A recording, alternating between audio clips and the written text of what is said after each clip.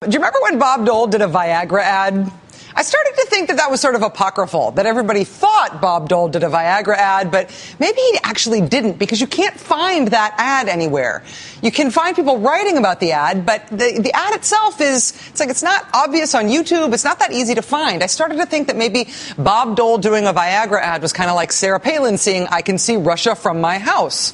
Sarah Palin never said that, right? It was something that was used as a joke against her on Saturday Night Live, but we've all sort of talked ourselves into the idea that she really did say it. So starting to think that maybe this was the same thing. Turns out no. Bob Dole actually did a Viagra ad. We finally found it. God bless the NBC archives. Courage, something shared by countless Americans. Those who risked their lives. Those who battled serious illness. When I was diagnosed with prostate cancer, I was primarily concerned with ridding myself of the cancer. But secondly, I was concerned about possible post-operative side effects like erectile dysfunction, ED, often called impotence. You know, it's a little embarrassing to talk about ED, but it's so important to millions of men and their partners that I decided to talk about it publicly. The Bob Dole Viagra ad. It exists. It came out in 1999. The last time there was a Democratic president running for re-election and Republicans were trying to unseat that president, that was 1996. It was the end of Bill Clinton's first term. And if you recall, Bob Dole was that year's Mitt Romney. But when they say Bob Dole wants to raise taxes, and I've got a record of carrying the ball for Ronald Reagan, now that's not accurate. Bob Dole, who got sort of famous in that campaign for referring to himself as Bob Dole, lost to Bill Clinton badly in 1996. He lost to President Clinton by 8 million votes. And after that electoral drubbing he got, there have been two surprising and interesting things about Bob Dole in American life post-losing for president. Number one, the Viagra ad. The Viagra ad was so amazing that Mr. Dole later did a Pepsi ad making fun of his own Viagra ad. I'm eager to tell you about a product that put real joy back in my life. It helps me feel youthful, vigorous, and most importantly, vital again.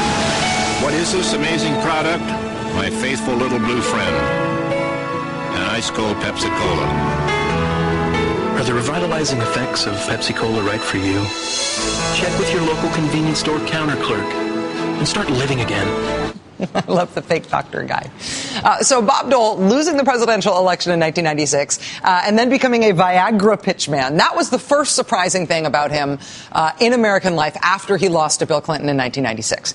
The second surprising thing about him is happening right now. It is his unexpected emergence as this strange factor in this year's presidential race. In 1996, Bob Dole had to fend off a challenge in the Republican primary from the often wrong but never in doubt Pat Buchanan. This year, it's Mitt Romney trying to fend off a challenge from the often wrong but never in doubt Newt Gingrich. And Bob Dole has decided to weigh in, obviously, on behalf of the guy who's playing him in this year's remake. He's on Mitt Romney's side, of course. He's against Newt Gingrich. Now, the context here is a little bit weird, but you have to know this in order to understand what's so strange about what Bob Dole's doing right now. In 1996, when Bob Dole was running against Bill Clinton, Newt Gingrich was Speaker of the House, right? Republicans had won that big midterm election against Bill Clinton and the Democrats in 1994. So by the time Bob Dole was running for president in 96, Newt Gingrich was really the most famous Republican in the country. He was Speaker of the House. And he used to carry a bucket around with him everywhere. Here's why. Apparently, there had been a long-standing practice in Congress, for whatever reason, that the office of every member of Congress every day got a bucket of ice delivered in the morning. They had always done this in Congress, and they still did it back in the 1990s. I find it kind of charming. Newt Gingrich found it wasteful, which it obviously totally was wasteful. And Newt Gingrich, as Speaker, put a stop to the ice delivery tradition while he was Speaker. And he was so pleased with himself for doing that he carried a bucket around with him everywhere to remind everybody that he had cut that wasteful thing. So that's the relevant context here for what happened yesterday. Yesterday, in the midst of this new wave of Republican establishment piling on to defeat Newt Gingrich, the Romney campaign released a statement about Newt Gingrich from Bob Dole. This is yesterday. Quote, "I have not been critical of Newt Gingrich, but it is now time to take a stand before it is too late. Hardly anyone who served with Newt in Congress has endorsed him, and that fact speaks for itself. Gingrich had a new idea every minute, and most of them were off the wall. In my run for the presidency in 1996, the Democrats greeted me with a number of negative TV ads, and in every one of them, Newt was in the ad. He was very unpopular, and I'm not only certain that this did not help me, but that it also cost House seats that year. Newt would show up at the campaign headquarters with an empty bucket in his hand. That was a symbol of some sort for him, and I never did know what he was doing or why he was doing it, and I'm not certain he knew either. Meow. The Gingrich campaign has now responded to Bob Dole by saying it's got to be on the top 10 list of the weirdest things that Bob Dole's ever written. Don't you want to know what else is on that list? Mr. Gingrich's spokesperson told Talking Points Memo that it was strange that Bob Dole would criticize Newt Gingrich specifically for the bucket thing. Quote, they were still, under Bob Dole's leadership, mind you, delivering a block of ice every day to the congressional offices like it was the 1800s. Newt said that's a dumb idea and we should stop. Bob Dole thinks cutting spending is a very weird thing. But then, the stinger from the Gingrich camp. An anonymous pro-Gingrich D.C. person also tells TPM today in the same article, Governor Romney isn't strengthening his case to conservatives by touting endorsements by two moderate Republican presidential nominees who both lost their elections, Senator McCain and Senator Dole. Ow, that hurts. And it's true. I mean, right. Bob Dole and John McCain both lost. And they are both big touted endorsements by Mitt Romney right now. There are two main things going on right now in the Republican presidential nominating process. I mean, there's also sideline things. There's a question of, when Rick Santorum is going to get out of the race. There's the question of why Ron Paul is amassing all these delegates and what he wants to do with those delegates once he gets them. So there are sideline issues. But the main two things going on are these. The Republican establishment is pulling out all the stops to kill the Gingrich candidacy. And the Gingrich candidacy keeps exposing new and very real weaknesses in Mitt Romney as a candidate. Pick a conservative establishment news outlet today. Pick one. Pick anyone. And they were all busy absolutely slamming Newt Gingrich. Look at how the Drudge Report did this today.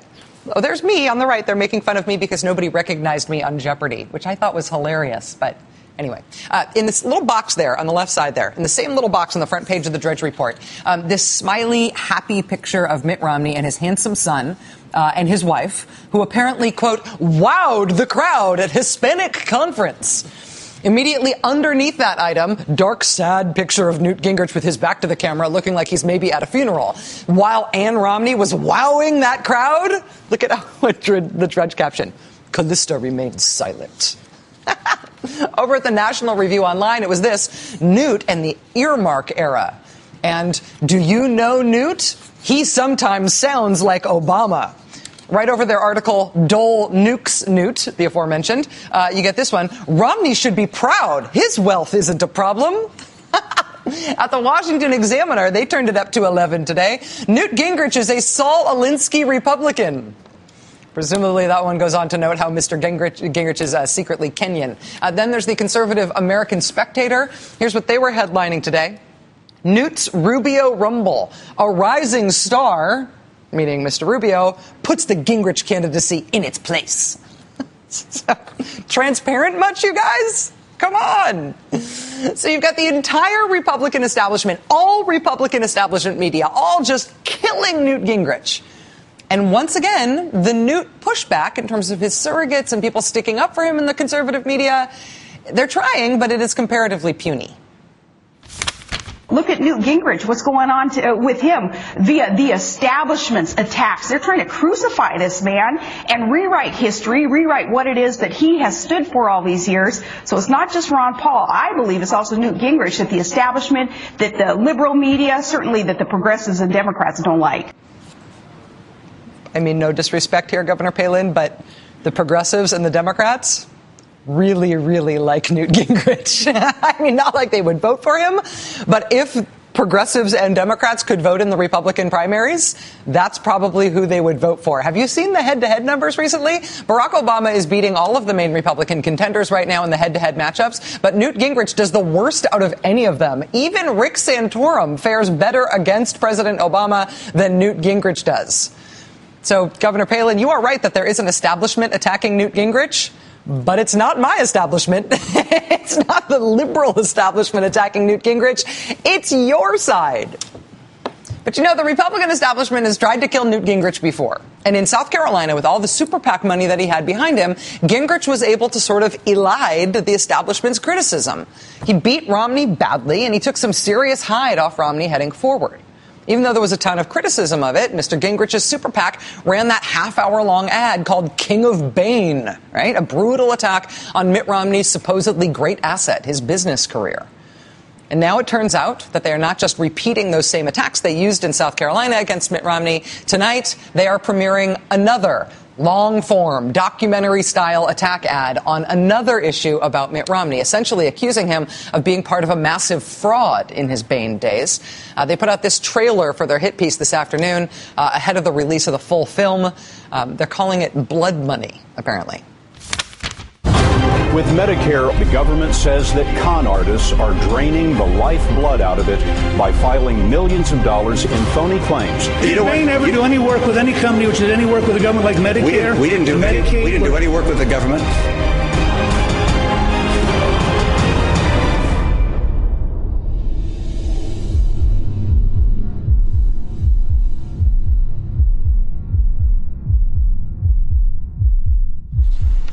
Coming soon. That trailer will reportedly begin airing as a TV ad in Florida. The Republican establishment desperately wants Newt Gingrich to disappear. They apparently do not understand why he persists, why he keeps sticking around. Who's the guy with the bucket anyway? Right? Can't we make this guy go away? But Newt Gingrich is sticking around. Newt Gingrich has a message here. He is a message guy. And for a country that is transfixed with the race between him and Mitt Romney, he is doing more than anybody else in the country right now to define who Mitt Romney is. Joining us now is Karen Tumulty. She's the national political correspondent for The Washington Post, reporting from South Florida today. Karen, thanks for being with us. Well, thanks for having me. You probably remembered the bucket story. I was very happy to go back in time and figure out that it was about ice deliveries. Oh, yeah, he did a lot of things. He got rid of the House barber shop. I believe he may have also fired the House historian. So there were a lot of things that Newt Gingrich was doing back in those days. Well, he'd just take care of that in-house. He's a very well compensated historian, you may have heard. The pro